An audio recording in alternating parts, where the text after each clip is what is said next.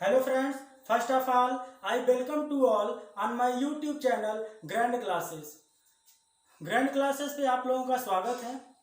हम लोग डाइस पढ़ रहे हैं जिसमें 4 केस में से हमने 2 केस को पढ़ लिया है। फर्स्ट केस हमारी क्या थी कि पासे की एक पोजीशन दी हुई हो, जिसमें हमने या तो जब पासे की एक पोजीशन दी हुई होगी तो हमारा पासा या तो स्टैंडर्ड डाइस यानी मानक पासा होगा या फिर हमारा सामान्य पासा यानी जनरल डाइस होगा। इसको हमने पढ़ लिया है, उसके कॉन्सेप्ट भी देख लिए हैं, उस पर जो क्वेश्चन भी possible exam point of view से जितने पॉसिबल क्वेश्चन थे हमने उसको भी देख लिया है। फिर हमने केस 2 को पढ़ा है। केस 2 में क्या था कि एक डाइस होगा यानी एक पासा होगा जिसकी 2 पोजीशन दी जाएगी, यानी 2 पोजीशन दी हुई होगी तो उसमें भी 3 टाइप बना था। फर्स्ट टाइप हमने ये पढ़ा था कि जब पासे की कोई एक सतह का मान हो। सेकेंड टाइप हमने ये पढ़ा कि जब पासे की 2 सतह का मान हो। और थर्ड टाइप हमने पढ़ा था कि जब पासे की कोई सतह का मान नहीं हो। तो यानी पिछले वीडियो में हमने यही पढ़ा था कि जब पासे की कोई सतह कॉमन ना हो, यानी हम केस 2 फाइनली खत्म कर चुके हैं। बट आज के लेक्चर में हम केस 3 को पढ़ेंगे। केस 3 में क्या है कि जब एक पासे की 2 से ज्यादा पोजीशन दी हुई हो, यानी हमारा एक पासा होगा और उसकी 2 से ज्यादा पोजीशन दी हुई होगी, तो फिर हम उसको कैसे उस पे यदि क्वेश्चन दिया जाए तो क्वेश्चन को हम कैसे सॉल्व करेंगे या क्वेश्चन को किस तरह से हैंडल करेंगे। ठीक है, तो आज के लेक्चर में हम यही देखेंगे। तो जब एक पासे की 2 से ज्यादा पोजीशन दी हुई हो तो हम 1 कॉमन ट्रिक अप्लाई करते हैं। 1 कॉमन ट्रिक क्या होती है? 1 कॉमन ट्रिक यही होती है कि जब दो पासे में एक सतह कॉमन हो। ठीक है, तो 1 कॉमन ट्रिक का मतलब कि जब हम एक पासे की 2 पोजीशन को ले लेंगे और उसमें एक सतह कॉमन होगी, वही 1 कॉमन ट्रिक है जो पिछले वीडियो में हमने पढ़ा है। ठीक है, और इसमें नो कॉमन ट्रिक मतलब कोई सतह कॉमन ना हो, मतलब स्टैंडर्ड या जनरल डाइस का रूल हम अप्लाई नहीं करेंगे। ठीक है, यानी जब पासे की 2 से ज्यादा पोजीशन दी हुई हो तो हम स्टैंडर्ड या जनरल डाइस के कॉन्सेप्ट को अप्लाई नहीं करेंगे। और कौन सा कॉन्सेप्ट अप्लाई करेंगे? नो कॉमन ट्रिक, मतलब एक सतह कॉमन वाली ट्रिक को यहाँ अप्लाई करके क्वेश्चन को सॉल्व करेंगे। क्या हम 2 सतह कॉमन ट्रिक अप्लाई नहीं कर सकते हैं? कर सकते हैं, लेकिन ये हमें एग्जैक्ट आंसर नहीं देगा। ये हमें केवल उसी सतह के अपोजिट सतह को बताएगा जो कॉमन नहीं होती हैं। ठीक है, तो फाइनली अब हम इसमें करना क्या है कि जब एक पासे की 2 से ज्यादा पोजीशन दी हुई हो तो विपरीत सतह को प्राप्त करने के लिए हम नो कॉमन ट्रिक का यूज करेंगे। ठीक है, अब आपके सामने एक क्वेश्चन है। अब आपको इसमें प्रत्येक सतह का अपोजिट यानी विपरीत सतह बताना है, तो हम इसको कैसे बताएंगे? ठीक है, तो आप आ जाओ। यानी कहा क्या गया है कि हम इसमें 1 कॉमन ट्रिक को यूज करेंगे। 1 कॉमन ट्रिक आप कब अप्लाई करोगे? जब 2 पासे को आप लोगे, उसमें एक सतह कॉमन होगी, तो वहां पे हम एक 1 कॉमन ट्रिक अप्लाई कर देंगे। ठीक है, अब यदि मैं पासा 1 लूं, मतलब पासे की पोजीशन फर्स्ट लूं तो 2 4 6, और यदि मैं 4th पासा लूं, पासे की 4th पोजीशन लूं तो यहाँ 2 1 3, यानी 2 और 2 यहाँ दोनों में कॉमन है, यानी 1 कॉमन सरफेस का कॉन्सेप्ट यहाँ अप्लाई होगा।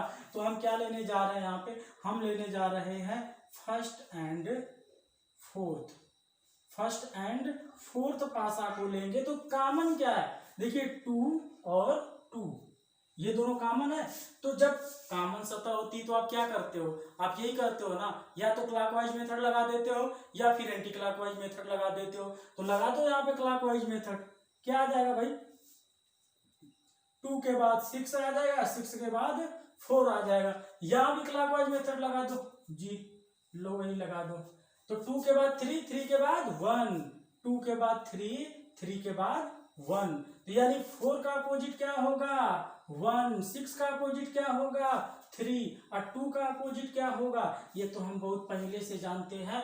जो सतह कॉमन होती है उसका विपरीत वो अंक होता है जो दोनों पासों में नहीं दिखाई देता, यानी छुपा रहता है। तो यहाँ कौन सा छुपा हुआ है फर्स्ट एंड फोर्थ में, तो 5 छुपा हुआ है। तो हमें 2 का विपरीत 5 मिला, या 5 का विपरीत 2 मिला, 6 का अपोजिट 3, 3 का अपोजिट 6, 1 का अपोजिट 4, 4 का अपोजिट 1। आप कहोगे कि सर आपने तो फर्स्ट एंड फोर्थ को तो ले लिया, क्या हम कोई और कॉम्बिनेशन नहीं ले सकते हैं? बिल्कुल ले सकते हो। यदि कोई किसी और कॉम्बिनेशन की बात की जाए तो आप थर्ड एंड फोर्थ कॉम्बिनेशन को भी लो। देखो थर्ड एंड फोर्थ की बात किया जाए तो थर्ड एंड फोर्थ में 3 कॉमन है, देख रहे हो? जब आप 3 से क्लॉकवाइज घुमाओगे तो क्या मिलेगा? 3 4 5, यहां से भी घुमाओ क्लॉकवाइज 3 1 2, 3 1 2, यानी 5 का अपोजिट 2 होगा, 4 का अपोजिट 1 होगा, 3 का अपोजिट वो नंबर होगा जो छुपा हुआ है दोनों पासों में, यानी 3 एंड 4 में। तो वो कौन सा छुपा हुआ है? 6 छुपा हुआ है। तो आप यहाँ बिल्कुल देख सकते हो कि जब मैंने फर्स्ट एंड फोर्थ को लिया तो 4 का अपोजिट क्या आया? 1। जब मैं थर्ड एंड फोर्थ को लिया तब भी 4 का अपोजिट 1 आ रहा है। यहाँ पे 5 का अपोजिट 2, यहाँ भी आप देख सकते हो 5 का अपोजिट 2, यहाँ 3 का अपोजिट 6, यहाँ भी 3 का अपोजिट 6। ठीक है, तो हमने इसमें क्या देखा कि भाई यदि पासे की 2 से ज्यादा पोजीशन दी हुई हो तो हम 1 कॉमन ट्रिक अप्लाई करेंगे। ठीक है, इसमें स्टैंडर्ड या जनरल का रूल अप्लाई नहीं होता है। उसके बाद आप कहोगे कि फर्स्ट एंड फोर्थ को आपने लिया, थर्ड एंड फोर्थ का कॉम्बिनेशन बनाया, यदि हम 2 एंड थर्ड का कॉम्बिनेशन बनाना चाहें तो क्या पॉसिबल नहीं है? तो देखो आप यदि चाहते हो कि सेकेंड एंड थर्ड का कॉम्बिनेशन बनाओ, सेकेंड एंड थर्ड का कॉम्बिनेशन, सेकेंड एंड थर्ड का कॉम्बिनेशन बनाओगे तो देखो यहाँ पे 3 4 3 4, यहाँ 2 सतह कॉमन मिल जाएगी, और जब 2 सतह कॉमन मिलेगी तो जो सतह कॉमन नहीं होती है वो आपस में विपरीत होती है। तो जब मैं सेकेंड एंड थर्ड की बात करूंगा तो इसमें केवल और केवल 2 5 के विपरीत होगा। ये हमें एग्जैक्ट आंसर की जानकारी मिल रही है, लेकिन 3 और 4 का विपरीत कौन होगा? जो छुपी हुई है 5 या 6, लेकिन ये कंफर्म नहीं बता पाएगा, पॉसिबिलिटीज बताएगा। इसलिए यहाँ पे हम 2 कॉमन ट्रिक को अप्लाई नहीं करेंगे, यानी 2 सतह कॉमन सरफेस को हम यहाँ पे यूज नहीं करेंगे। ठीक है, तो ये हमारा रहा। जब हमारे एक पासे की 2 से ज्यादा पोजीशन दी हुई हो तो विपरीत सतहें कैसे निकाली जाती हैं उसका हमने कॉन्सेप्ट देख लिया, और इसके ऊपर क्वेश्चन कैसे पूछे जा सकते हैं या इस पे क्वेश्चन कैसे बन सकते हैं वो हमने देखा। बट एक क्वेश्चन इस पे हम और लेंगे, उसके बाद फिर लेक्चर को यहीं पे हम ऑफ करेंगे। ठीक है, ये हमारा नेक्स्ट क्वेश्चन है। अब इस क्वेश्चन को हमें देखना है। अब हमें इसमें बताना है कि एक डाइस की 4 पोजीशन दी गई, यानी 4 पोजीशन दी गई है, यानी मोर देन 2 पोजीशन है, यानी एक पासे की 2 से ज्यादा पोजीशन दी गई है, और उसमें आपको बताना है कि डी का अपोजिट क्या होगा, यानी सतह डी का अपोजिट कौन सी सतह आएगी। ठीक है, तो हमें फाइनली डी का विपरीत बताना है। तो पासे की 2 से ज्यादा पोजीशन है, आप उन 2 पासों को लीजिए जिसमें 1 कॉमन ट्रिक अप्लाई हो जाए। ठीक है, तो देखो हमें डी का अपोजिट चाहिए ना, तो देखो डी तो यहाँ पे है, डी सी ई। और एक बात और है, सबसे बड़ी बात ये है कि आप यहाँ सेकेंड और थर्ड को लो तो 2 कॉमन ट्रिक अप्लाई कर सकते हो। कैसे, ध्यान देना।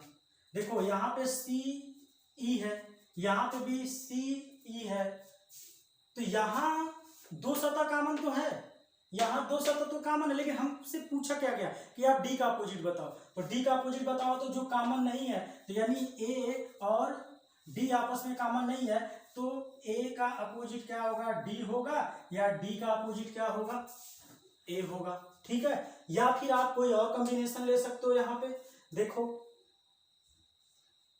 यदि मैं फर्स्ट लूं फोर्थ लूं, हाँ यदि हम क्या लें? First and fourth. यदि हम फर्स्ट एंड फोर्थ लें तो ध्यान देना, यहाँ पे देखो सी बी, यहाँ भी सी बी है और यहाँ भी सी बी है, 2 कॉमन सरफेस यहाँ लगेगा, ए और डी आपस में अपोजिट हो जाएंगे, ए और डी आपस में अपोजिट हो जाएंगे, यानी डी का अपोजिट क्या होगा? तो डी का अपोजिट ए हो जाएगा। हमने क्या ले लिया, हमने 2 और 3 को देखा, हमने फर्स्ट एंड फोर्थ को देखा। यदि हम कॉम्बिनेशन ले लें किसका, फर्स्ट एंड थर्ड का, यदि हम फर्स्ट एंड थर्ड का कॉम्बिनेशन लें तो देखिए ये हमको क्या दे रहा है, फर्स्ट एंड थर्ड में ये फर्स्ट है, ये हमारा थर्ड है, ठीक है। तो एक सतह कॉमन है कौन सी, सी यहाँ भी दिखाई दे रहा है, सी यहाँ भी दिखाई दे रहा है, दोनों को क्लॉकवाइज घुमाओ, सी बी ए यानी सी बी ए, इसको भी क्लॉकवाइज घुमाओ, सी ई डी यानी क्या आ जाएगा, सी ई डी। तो देखो ए के अपोजिट क्या हुआ डी, बी के अपोजिट क्या हुआ ई, सी के अपोजिट क्या हुआ, जो दिखाई नहीं दे रहा, तो दिखाई क्या नहीं दे रहा है, एफ नहीं दिखाई दे रहा है, तो सी के अपोजिट क्या हो जाएगा, एफ हो जाएगा। लेकिन हमको चाहिए क्या, हमें तो डी के अपोजिट चाहिए ना, तो डी के अपोजिट क्या है, ए है। तो आप किसी भी 2 का कॉम्बिनेशन लेके कर सकते हो, लेकिन कोशिश करना कि 1 कॉमन ट्रिक आप अप्लाई करना। यहाँ ठीक है कि हमारे पास 2 कॉमन सतह मिल गई और हमसे क्वेश्चन यही किया गया था कि डी का अपोजिट बताओ, तो यहाँ पे जो सतह कॉमन नहीं है उसी का अपोजिट पूछा गया था, तो हम 2 कॉमन ट्रिक से आंसर को कर लिए। लेकिन आप 1 कॉमन ट्रिक करो जो बेस्ट होगा आपके लिए। जैसे हमने 1 एंड थर्ड को लिया तो 1 कॉमन ट्रिक से हमारा ए का अपोजिट क्या आया, डी आया, ठीक है। तो हमने केस थर्ड को भी पढ़ लिया। इसके पीछे या पिछले लेक्चर में हमने फर्स्ट एंड सेकंड लेक्चर भी पढ़ा। तो हम डाइस में टोटल 4 केस पढ़ेंगे। 4 केस में हमने क्या कि पहली केस में जब पासे की एक पोजीशन दी जाए, जिसमें हमने जनरल डाइस और स्टैंडर्ड डाइस को पढ़ा। फिर केस नंबर 2 में क्या पढ़ा, जब एक पासे की 2 पोजीशन दी जाए, उसमें भी हमने 3 टाइप पढ़े। टाइप फर्स्ट, जब एक पासे की 2 पोजीशन दी जाए उसमें एक सतह कॉमन हो। फिर दूसरी टाइप में हमने पढ़ा जब एक पासे की 2 पोजीशन दी जाए लेकिन 2 सतह कॉमन हो, उसको भी हमने पढ़ा। फिर टाइप 3 में हमने देखा कि जब एक पासे की 2 पोजीशन दी जाए लेकिन कोई सतह कॉमन ना हो। केस 2 हमारी वहाँ कंप्लीट हो गई। आज हमने केस 3 को देखा।